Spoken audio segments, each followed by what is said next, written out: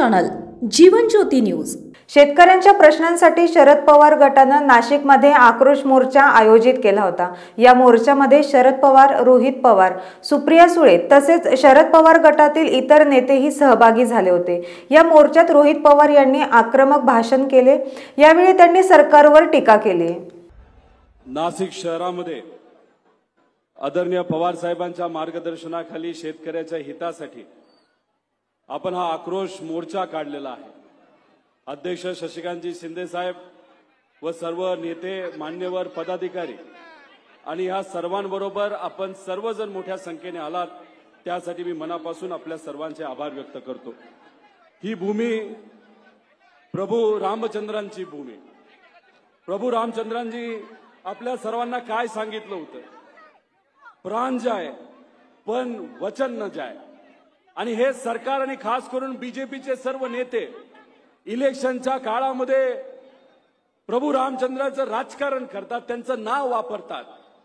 पण इथं असणारा प्रत्येक शेतकरी, युवा, विद्यार्थी, कष्टकरी, महिला या सरकारला विचारते की इलेक्शनच्या काळामध्ये तुम्ही प्रभू रामचंद्रांचं नाव घेतलं, तुम्ही नावाचा वापर केला, पण त्यावेळेस तुम्ही जे वचन दिलं होतं त्या वचनाचं काय झालं? काय वचन दिलं होतं? काय शब्द दिले होते? या सरकारच्या सर्व नेत्यांनी कर्जमाफीबद्दल बोलले होते का नव्हते? मी मागे असणाऱ्या सर्व शेतकऱ्यांना विचारतो, या सर्व नेत्यांनी काय सांगितलं होतं? शेतकऱ्याला कर्जमाफी देणार का नाही देणार? भावांतर योजना आम्ही आणू, आमच्या लाडक्या बहिणींना 2100 रुपये देऊ, आमच्या युवांना नोकऱ्या देऊ, विद्यार्थ्यांसाठी योजना आणू, महिला सुरक्षतेच्या बाबतीत आम्ही काहीतरी योग्य असे ठोस निर्णय घेऊ।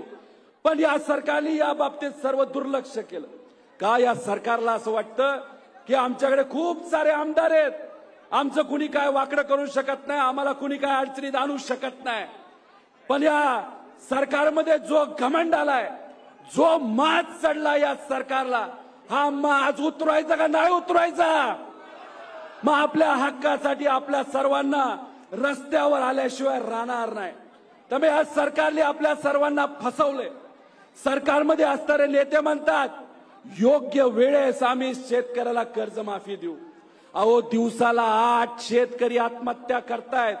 5 वर्षामध्ये 14,000 शेतकरी आत्महत्या करतील। या सरकारमधल्या नेत्यांना असं वाटतं 2029च्या इलेक्शनच्या आधी आपण कर्जमाफी देऊ आणि कर्जमाफी दिल्यानंतर आपण परत एकदा सत्तेत येऊ। पण या 5 वर्षामध्ये जर या 12-14,000 शेतकऱ्यांनी आत्महत्या केली तर या आत्महत्येला कोण जबाबदार असणार आहे?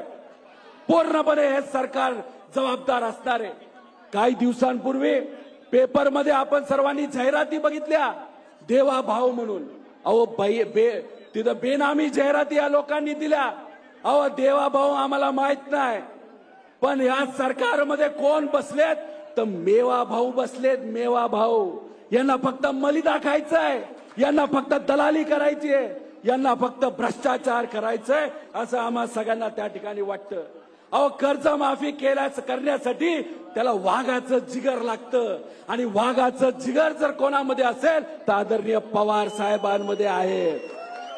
हे सरकार लबाड लांडग्याचं सरकार आहे आणि या सरकारमध्ये एक लांडगा नाही, 3 लांडगे आहेत। त्यामुळे या लबाड लांडग्याच्या सरकारला तुमच्या बाजूचे निर्णय घ्यायला कुठेतरी त्या ठिकाणी जिगर नाही। त्यामुळे कांद्याला हमीभाव मिळाला पाहिजे यासाठी मोर्चा काढलाय। आमच्या द्राक्षाला भाव मिळाला पाहिजे, आमच्या टोमॅटोला भाव मिळाला पाहिजे, आमच्या शेतकऱ्याच्या कुठल्या अडचणी येतात त्या सुटल्या पाहिजे। अहो, हे सरकार काय करतं माहितीये? तुमचं पाकिट मारते, पाकिट मार। हे पाकिट मार सरकार आहे।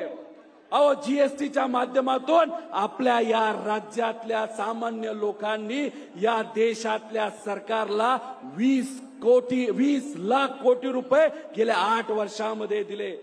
आणि काय आता म्हणतात की आम्ही जीएसटी कमी केला। अरे मग 8 वर्ष तुम्ही काय करत होता? 8 वर्ष आमच्या सर्वसामान्य लोकांकडे तुम्ही पैसा गोळा केला।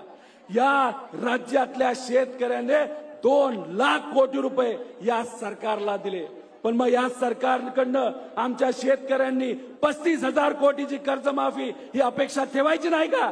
त्यामुळे हे सरकार खोटारडं सरकार आहे. या सरकारला आपल्याला जमिनीवर आणल्याशिवाय राहणार नाही. त्यामुळे इथं तुम्हा सर्वांना एकत्रित येऊन रस्त्यावर येण्याची जरूरत आहे. आणि आज तुम्ही सर्वजण मोठ्या संख्येने आलात, त्यासाठी मी आपल्या सर्वांचेच मनापासून या ठिकाणी आभार व्यक्त करतो. त्यामुळे या दलालीबाज मेवा भाऊ सरकारला कुठेतरी जमिनीवर आपल्या सर्वांना आणावं लागेल. पवार साहेब हे भाषण करणार आहे, त्यामुळे मी जास्त वेळ बोलून आपल्या सर्वांचा वेळ घेणार नाही. फक्त घोषणा आपण सर्वांनी तिथं द्यावी.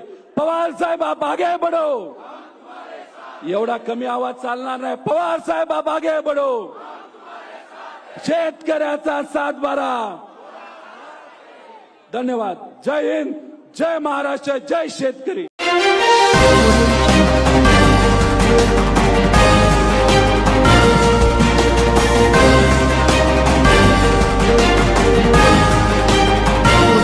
सत्याला वाचा फोडणारे news channel Jeevan Jyoti news.